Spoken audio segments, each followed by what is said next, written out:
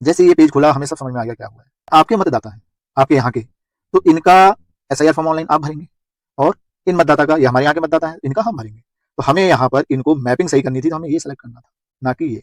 साथियों, यह एक ऐसा मैसेज है जो कई बीएलओ की धड़कनें बढ़ा देता है। अगर आप एसआईआर के अंतर्गत बीएलओ के रूप में कार्य कर रहे हैं तो कभी ना कभी इस तरह के मैसेज से आपको भी दो चार होना पड़ा होगा। अगर आपकी कोई मैपिंग गलत हुई है या कोई डेटा गलत हुआ है, आप मैपिंग चेंज करना चाहते हैं या डेटा में कुछ एडिट करना चाहते हैं, तो ये वीडियो आपके लिए है। नमस्कार साथियों, स्वागत है आपका इस वीडियो में। अब ध्यान से देखो, जो मैसेज है इसमें इपिक नंबर क्या दिया है, सी से स्टार्ट है, 1 पे खत्म है, लेकिन बैकग्राउंड में देखो क्या है, इपिक नंबर यू से स्टार्ट है, 3 पे एंड है। यानी ये अलग इपिक नंबर है, ये अलग इपिक नंबर है, जबकि मतदाता एक ही है तो ये सेम होनी चाहिए, लेकिन हो सकता है ये ओल्ड हो। कुल मिला के मैं बताना चाहूंगा आपको, आप ये मान लो कि ये मैसेज आपके पास आया है और आपने मुझे भेजा है, ठीक है। मैंने अपने यहाँ किसी मतदाता की मैपिंग की, उनका एसआईआर फॉर्म ऑनलाइन भरा, सब कुछ ठीक हुआ। लेकिन जब आप अपने यहाँ किसी मतदाता की मैपिंग करके एसआईआर फॉर्म भर रहे हैं तो आपके यहाँ ये मैसेज आ रहा है, this mapping has already been confirmed in the system by VLO. VLO का नाम यहाँ आएगा, नंबर यहाँ आएगा, ऑफ स्टेट उत्तराखंड, एसी का नाम यहाँ, पार्ट का नाम यहाँ, अगेंस्ट इपिक नंबर दिस। यानी आप अब उस मतदाता के फॉर्म को ऑनलाइन नहीं भर पाएंगे। मतलब इस मैसेज का ये मतलब है कि एक तरफ तो एक मतदाता का एसआईआर फॉर्म ऑनलाइन नहीं हो पाएगा और एक तरफ एक की गलत मैपिंग हो गई है। यानी ये मैसेज सीधे सीधे दो मतदाताओं को इफेक्ट कर रहा है, एक मेरे यहाँ, एक आपके यहाँ। समाधान क्या है? आपके पास जैसे ये मैसेज आया, यहाँ पर वीएलओ का नाम, यहाँ वीएलओ का नंबर, तुरंत अपने वीएलओ से संपर्क करो जिनका नंबर यहाँ है, उनको ये मैसेज भेजो। वो वीएलओ अपना ऐप खोलेंगे, ऐप में इस इपिक नंबर को सर्च करेंगे, डेटा में एडिट करेंगे, अनमैप करेंगे और इसका समाधान हो जाएगा। आपका वोटर फ्री हो जाएगा, आप अपने वोटर का कर लीजिएगा। यहाँ इन्होंने अपने वोटर का कर लिया। इसको करेंगे कैसे, वो चीज देखते हैं। सबसे पहले देखो, हम लोग अपना बीएलओ ऐप खोलेंगे जिसका इंटरफेस कुछ इस तरह का होगा और हम जाएंगे एसआईआर के अंदर, स्पेशल इंटेंसिव रिवीजन। यहाँ क्लिक करने के बाद हमसे भाषा सेलेक्ट करने के लिए पूछा जाएगा। आप इंग्लिश हिंदी में से कुछ भी सेलेक्ट कर दो, हम हिंदी में कंफर्ट है, हमने हिंदी सेलेक्ट किया। नेक्स्ट पेज कुछ इस तरह से खुलेगा।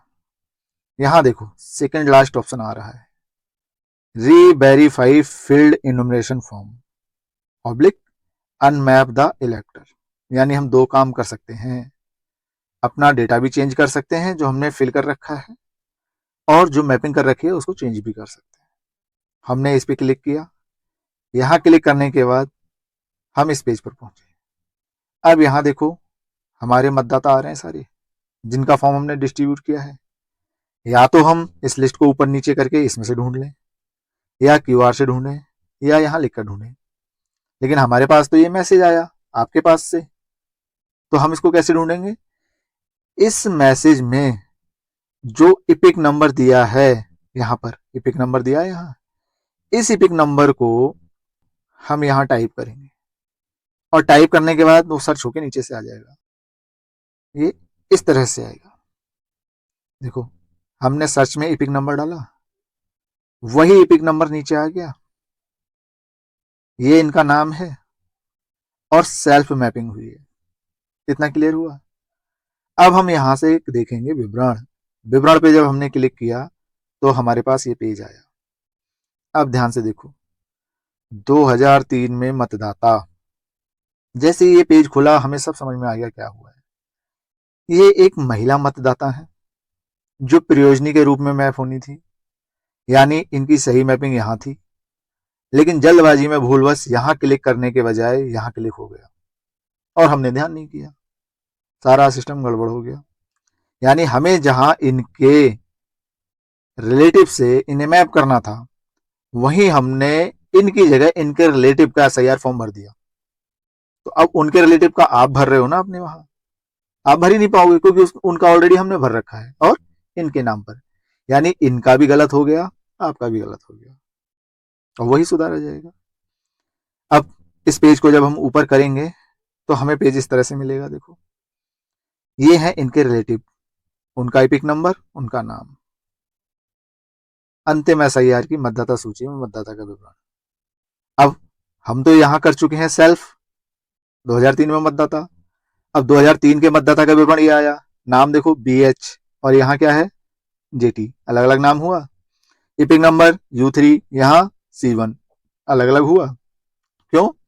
हमारे मतदाता हैं ये, और ये है इनके फादर, ये फादर आपके मतदाता हैं, आपके यहाँ के, तो इनका एसआईआर फॉर्म ऑनलाइन आप भरेंगे, और इन मतदाता का, ये हमारे यहाँ के मतदाता हैं, इनका हम भरेंगे।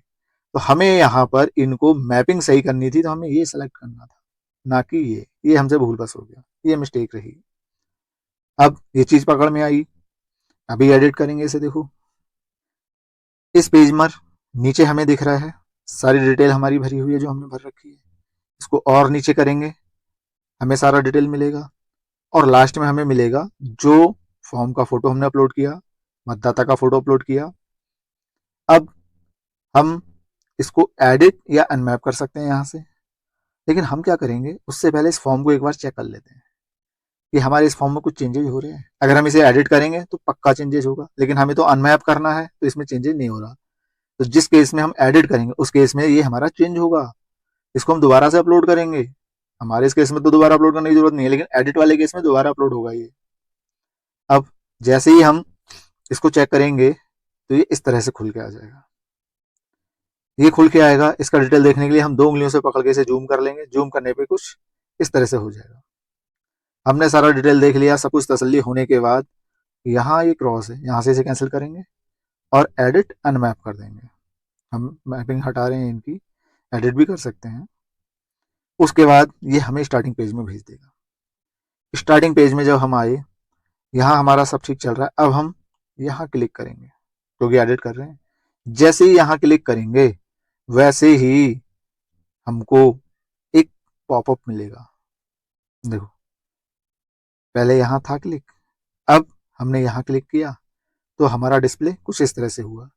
ये पुराना सेलेक्ट था, ये हमने नया सेलेक्ट किया। अब जो पॉपअप की बात मैं कर रहा था, ये रहा वो पॉपअप। ये कह रहे हैं do you want to change the category type, तो हाँ या नहीं। हमें तो अनमैप करना है, यानी कैटेगरी चेंज करनी है, तो बिल्कुल हम हाँ कर देंगे। हाँ करने पर हमें कुछ पेज इस तरह का मिलेगा। बदलाव क्या हुआ, देखो, संबंधी का विवरण जोड़े आ गया। क्यों? अब हमने यहाँ मतदाता 2003 के मतदाता की संतान सेलेक्ट कर दी, इसलिए संबंधी का विवरण आ गया। पिछले पेज में देखो संबंधी का विवरण नहीं है कहीं, देखो। क्यों? यहाँ मतदाता सेलेक्ट कर रखा हमने, संबंधी है ही नहीं, तो यहाँ अंतिम एसआईआर की मतदाता सूची का विवरण, संबंधी नहीं है यहाँ। और पीछे पेज में देख लो, वही है ना, 3 सेलेक्ट है, संबंधी नहीं आ रहा है। जैसे ही हमने इनकी कैटेगरी चेंज की वैसे ही संबंधी आ गया।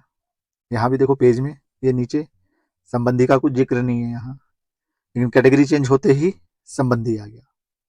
अब हमें तो इसके अकॉर्डिंग संबंधी ही जोड़ना है, तो हम इस पर क्लिक करेंगे, संबंधी का विवरण जोड़े पे। यहाँ क्लिक करेंगे तो विंडो इस तरह से खुलेगी। इस विंडो में आप चाहो तो स्थान परिवार के नाम से भी सर्च कर सकते हो, फिर हमें लास्ट में यहाँ नाम लिखने पड़ते हैं। तो उससे बढ़िया हम AC भाग क्रम संख्या से खोजेंगे। यहाँ राज्य सेलेक्ट करेंगे, डिस्ट्रिक्ट सेलेक्ट करेंगे, विधानसभा सेलेक्ट करेंगे, भाग संख्या, और अंतिम एसआईआर में जो क्रमांक है वो यहाँ टाइप करेंगे। उसके बाद कर देंगे खोज विवरण। विवरण खोजने पर हमें ये पेज मिलेगा। यहाँ देखो हमारा सारा विवरण आ गया। BH वही वाले हैं, U3 वही हैं, कैंडिडेट वही हैं, लेकिन पहले हमने इनका भर दिया था, अभी हमारे प्रोजनी में जा रहे हैं, तरीका चेंज हो रहा है सिर्फ। अब हमारा कंफर्म हो गया सब। अब हम यहाँ से कर देंगे सत्यापित करें और जारी रखें। सत्यापित करने के बाद कुछ पेज इस तरह से आएगा। देखो, ये वाला हटके ये सेलेक्ट हो रखा है, हमारा प्रोजनी बन गए।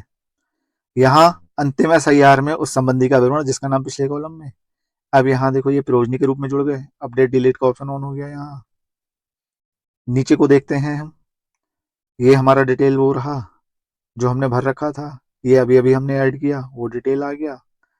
और एक चीज़ देखो ध्यान से, हमने संबंधी जोड़े हैं, संबंध आ गया फादर, पहले ये नहीं था क्योंकि सेल्फ में था। और नीचे को करेंगे, हमारा भरा हुआ डिटेल आ जाएगा। आपके पास आधार नंबर है तो ध्यान से भर दीजिएगा, हमें आधार नंबर इनका मिला नहीं तो ब्लैंक है, बाकी जो चीज़ें मिली हमने भर दी। इसके बाद और नीचे करेंगे तो फिर कुछ इस तरह से पेज आएगा लास्ट में। अब वही तरीका, भाई स्पेस से आप संतुष्ट हैं तो ठीक है, नहीं संतुष्ट हैं यहाँ से क्रॉस कीजिए, दोबारा अपलोड कर दीजिएगा। फोटो वही है, चेंज करने की जरूरत नहीं है, फिर भी चेंज करना चाहो क्रॉस करो, दोबारा अपलोड कर दो।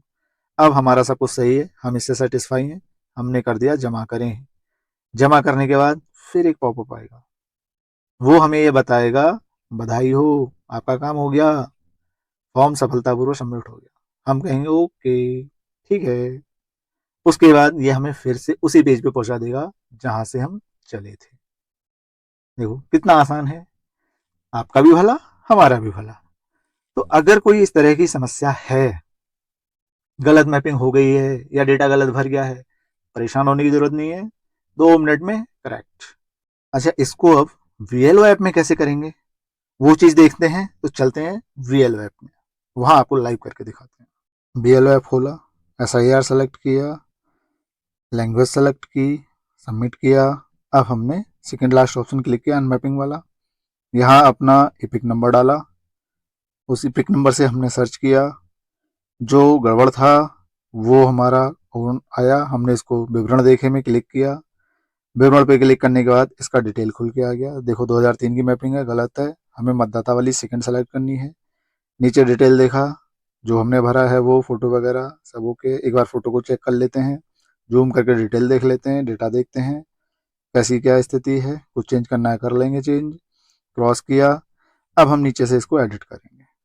एडिट करने के बाद फिर ऊपर पहुंचे, हमने इसकी मैपिंग चेंज की, पॉपअप आया, हमने ओके बोल दिया। ओके के बाद अब संबंधी का विवरण जोड़ने का ऑप्शन खुल गया, क्लिक किया, संबंधी का विवरण सारी चीज़ें सेलेक्ट करके खोजें करेंगे।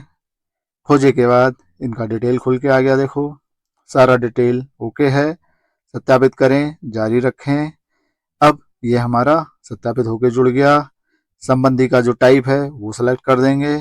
ये नीचे विवरण हमारा पुराना भरा हुआ आ रहा है, इसमें कुछ एडिट करना है एडिट कर लीजिएगा। सारा सही करने के बाद में और नीचे जाएंगे, ये चेंज करना है फोटो चेंज कर लो, ये फोटो चेंज करना है कर लो और जमा कर दो, बस सबमिट हो गया।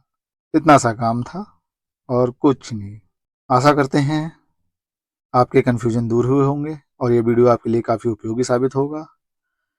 फिर भी अगर आपके कोई डाउट या कन्फ्यूजन है तो आप कमेंट बॉक्स में पूछ सकते हैं, मैं हर संभव कोशिश करूँगा उत्तर देने का। बाकी वीडियो में यहाँ तक बने रहने के लिए बहुत बहुत धन्यवाद।